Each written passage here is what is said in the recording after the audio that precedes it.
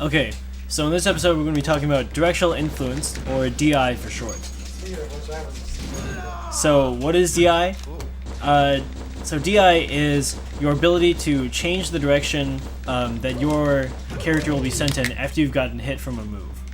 So if, just as a quick demonstration, forward smash me, and I'm gonna be holding no direction on my control stick.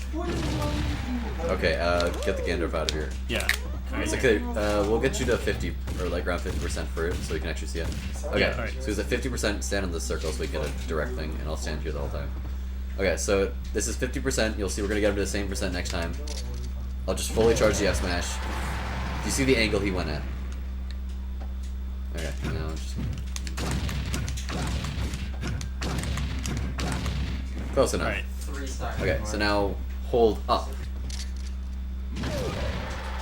Alright, so now you can see that when I was holding it up in my control stick, I traveled at an angle that was much steeper than before, when I wasn't holding any direction. And so if you forward smash me again, and I'm holding down... You're at like 30%. Oh, yeah.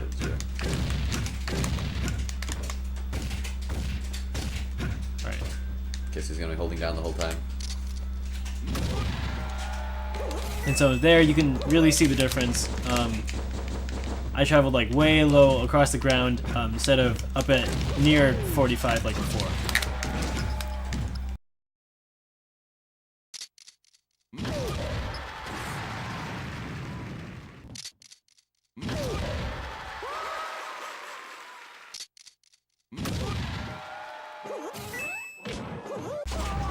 And so that's just a demonstration of DI. And so what's important to note about DI is how to use it smartly. And so there's a thing to distinguish between certain types of DI, right? So the first type is combo DI, and the second type is survival DI. And so in combo DI, generally speaking, since each character has like different kind of quirks about the combos, what you want to be doing with combo DI is comboing like backwards away from the person who's comboing you so that they can't continue to combo you. Your goal is to be sent too far out of their range so they can't follow up with an attack. Now with survival DI, what you want to do is generally you want to DI upwards so that you don't get sent past the blast zone. Kill yourself in search of Yeah, okay. show anything. You want to DI like upwards or inwards for a kill move, which will generally send you kind of in an upwards diagonal direction, which will prevent you from flying past the blast zone and dying. This is something that's kind of hard to show in general without having like cast to replay it, but it's something that in practice, once you start understanding what cast or once you start understanding what DI is, it'll make a lot more sense. So then Here, so just forward smash me, or don't forward tilt. So the general rule of thumb with DI, like Will said, it's you want to do up is like survival, and like out and away from where you're being hit is combo DI is what it's called, which is just to get out of being hit over and over again. Guys, shut up. Guys, shut up. He keeps touching my hair. And so that obviously isn't, that's not going to be true for everything. Depending on what type of move, obviously you're not going to want to DI straight up for that because it's sending you straight up. But with DI, you just are trying to, it's essentially you are slightly influencing how getting hit is going to affect where you go. Well, most of it is what move I use. Like obviously my Nair will send you this way, my Nair will, Fair will send you that way. Stuff like that will obviously change depending on just like how I hit you or whatever. But if you do DI, you can go slightly more to the left or slightly more up, which is going to give you a better chance of escaping it or surviving. And again, like I said, it's somewhat hard to show with this. But yeah, you can show the chain grab and show how much. Hang on, Okay. Before we move on to the chain grabs, important thing to note is that DI is most effective when your control stick is pointed at an angle that is perpendicular to the trajectory that you will be flying in. So say I was flying like up and to the left this way at the 45-degree angle, the optimal DI, or like the DI on the controller that will change my trajectory the most will be either at 45 degrees above the horizontal to the right, or 45 degrees below the horizontal to the left. And so DI, the important thing to note is that DI is most effective when it's when the input on the controller is perpendicular to the direction that you'll be flying in. Okay. Alright, so now we're going to move on to DI traps and mix-ups. That is going to be hard to explain. Yeah. Okay, so this is something that is going to come with experience. I think this is probably one of the things that I'm actually good at. So a DI trap is where you put someone in a position, like a DI trap and mix-up, is where you put someone in a position where that doing either combo or survival DI, both of them will result in either a follow-up if they do survival DI, or like if they do survival DI you can follow up, but if they do combo DI you will kill them. It's essentially saying that it's kind of like checkmate. You're essentially putting them in a position where whoever is doing the combo has the upper hand, and no matter what you do, you are kind of choosing between the lesser of two evils, as opposed to trying to avoid getting hit. You're going to get hit either way, and you're going to have another follow-up either way.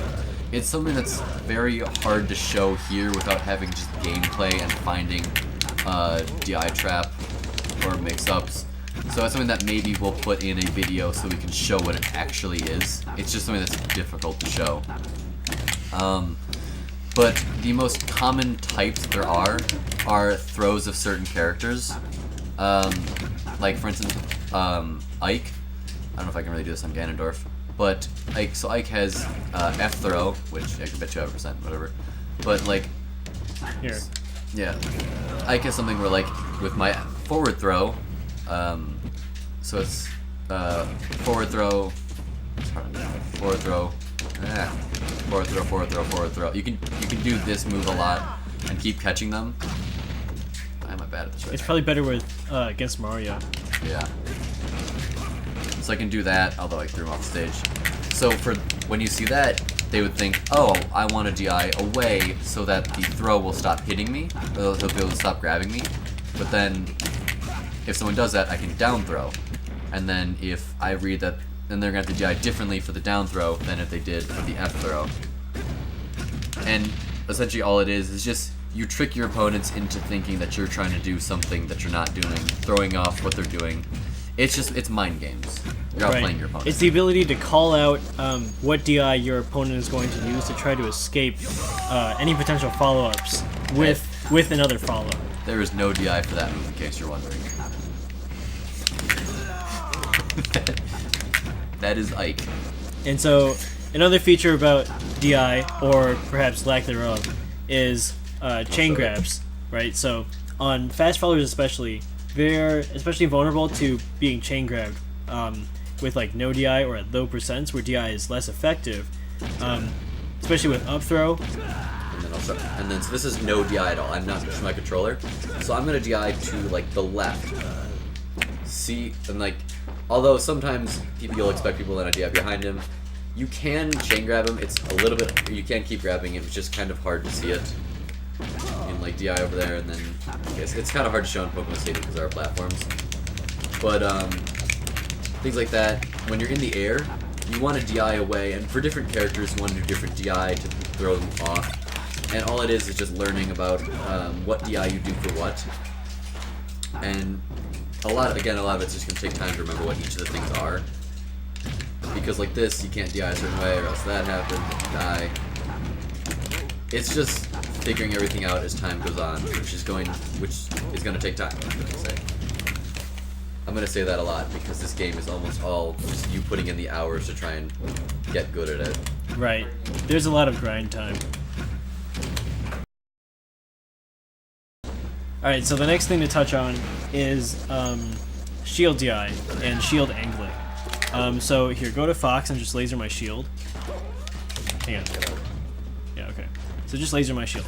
So while I'm shielding, you can see that Fox's lasers push me back, right? And then something to note here: don't laser me yet. When you're shielding, you can sort of move your control stick gently to angle your shield. Move it too much, and you'll obviously do the rolls, but very lightly you can. Right. Don't hold it too much, or this will happen. That's a shield break. Don't let that happen. Right. But say against Fox's lasers, if I angle my shield forward, you can see that I start moving slightly forward, and that's what's called shield DI. It's your ability to influence sort of the direction that your shield will be pushed when you get hit by a move. So if I hold back, then you can see that I'll start moving farther back than I was with either forward shield DI or no shield DI at all. Something else to note about shields is that as they get smaller, they start covering less of your character, and so eventually they won't be able to cover your character. And if you saw while I was shield DIing backward before, my shield was getting too small, and so it didn't cover. Yeah, so he's right taking there. % even though he's shielding. Right, because my shield was too small to cover my whole model. It's just something that, essentially, if you would be if there was an open, exposed part of your body that the shield is not covering, and the move would hit just that part, then it's able to poke the shield and deal damage. And if it is a knockback move, unlike his laser, you would take normal knockback from it. So like if you're shielding and I hit you, and I hit like its face or whatever, you would take normal knockback of whatever that would be. Right. So it's also important to keep an eye on the strength and size of your shield. Okay, so next item is crouch canceling. Fox, because Fox is an amazing crouch cancel. Alright. Your Fox is a good one. Because he's fat. Alright, so crouch canceling is basically the ability to kind of absorb the damage, or absorb some of the knockback that a move would normally do. So if Fox stays in the middle and I try to bear him like that, you can see that he stays on the ground and he remains actionable or after hit stun. Oh. So yeah, so he can crouch cancel down tilt. So even though I hit him, he's still able to. Here, let me hit you with a soft nair. Okay. That's the normal one, and then crouch. See, like how I don't fall over, go into tumble or anything. I'm still fully like upright. I can still act out of this, Right. and I can do things to it normally. Some of the best examples of crouch canceling are where a Jigglypuff is crouch canceling at 0%, and somebody foolishly goes in, and so the Jigglypuff could crouch cancel and absorb most of the knockback at that percentage, because she would normally not take that much anyway because she's at 0. And then you go into a rest because whoever is being foolish and attacking the crouch canceling Jigglypuff will be right inside the range of the rest hitbox, and it's really hilarious. So one thing to note about crouch canceling is you do still take knockback. So you don't want to keep holding down here. Because if, say, Get over Fox here. were to try to crouch cancel So, at 87%, Go and Ike, do Mario, Okay. just because even Mario will do it. So like I'm crouch canceling, and just hit me off stage in some way. I fall and I'm going at a weird angle, and it's kind of not working this. Try it again. So like see how I get sent off at a pretty bad angle that makes it so I can only grab the ledge. And if you try and crouch cancel at high enough percent, you start getting, it gets a lot harder to recover because you are DIing down while you're crouch canceling. So if you are fully holding down and you get hit by something, and you go up, and you're near a ledge, essentially you're fast falling to your death, unless you're able to very quickly react to it, but that's pretty hard. So it's all about knowing what percents you can crouch cancel at and what moves you can crouch cancel, because the difference between those, like knowing when you can, and what will be crouch cancelable, what won't, is going to save you a lot. So you won't just like randomly fall off the stage doing something stupid. And you also will be able to, you're not just going to give them free hits, and you're going to be able to get the correct hit out of your crouch cancel that you want to get. So knowing what percents can and what moves can and are useful is really good so that you can get a proper punish out of them doing a poor approach. Right. So the general rule is, as you gain more percent, you're going to want to try to crouch cancel less and less, and you're going to want to try to not crouch cancel any kill moves that come out. So it also goes into knowing what your opponent's going to try to do to you. Yeah, obviously, like a move like jab, you can crouch cancel that at almost every percent. Right. But even something as simple as like down tilt, as you get higher percents, obviously Fox is actually pretty good crouch cancel. Here. Just like rolling down. Or like F tilt. See, like there, crouch cancel doesn't matter. 87%, F tilt, not his strongest move, doesn't matter at all because he still gets knocked back. Think of that. But even at 100% jab, he's still in crouch and he can still act out of this. So obviously it just knows your moves. Obviously you don't want to hold it like this because it doesn't matter because you're dead. Right. Alright, do you want to go into the Smash DI? Or we could... Yeah. Do you want to go into Smash DI? I feel like that's just so hard to... Smash DI is...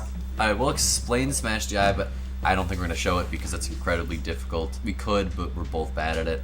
Yeah, I don't know. Why don't we just skip it? We'll link a video. Yeah. There's a channel probably way better at explaining stuff, SSBM Tutorials. They explain mostly melee, but a lot of it applies to PM. SDI, or Smash DI, which is also called SDI, is when you're being hit by a move, you can like mash the control stick and the analog stick in a certain direction, and it'll slightly influence where your character is. Like you'll slightly move a little bit away from the hit. It's very hard to explain. It's like when you're like as you're getting hit, there's this thing called hit lag, right? And so depending on the strength of your move and how much knockback it's going to give your opponent, the game will freeze the two opponents involved in the hit as the hit is taking place for a certain number of frames. And during those frames, what you do is you input a smash input on your control stick, or in this game the C stick as well. And so what that'll do is it'll teleport your character in a direction for a certain distance that's proportional to how many Smash DI inputs you have while you're in hit lag. And so what that'll do is sometimes it'll allow you to just barely survive a move. Other times it'll allow you to teleport to sort of move your character more towards the stage if you're recovering down here into the wall, and you'll be able to tech whatever move you're getting hit by. Or for multi-hit moves. Right, so multi-hit moves, you can try to Smash DI out of it and get out of the combo. Or, as a most recent example, Game & Watch, his up B is notorious for being sort of a brain-dead combo move, but as discussed most recently after Smash and Splash 2, LTC 4, the counterplay to getting out of Game & Watch's up B combos is to Smash DI. And so what that does is it teleports your character out of the range that Game & Watch is that is able to follow up in, right? So just to reiterate, Smash DI is doing hard inputs like tapping your control stick while you're in hit lag after being hit by a move. It's most effective against moves that are very, very strong, because those are the ones that give you the most frames of hit lag, or multi-hit moves, because you are being constantly hit and you have more opportunities to get those Smash DI inputs. Like we said, we suggest watching the video. We're probably going to put... It'll be in the description. They explain it better because they're good at editing and can actually show us stuff. And they're also probably better at this game than we are. Yeah. Not probably, they are. Yeah. It's not even close. Alright. I am a god! I'm gonna miss. Okay.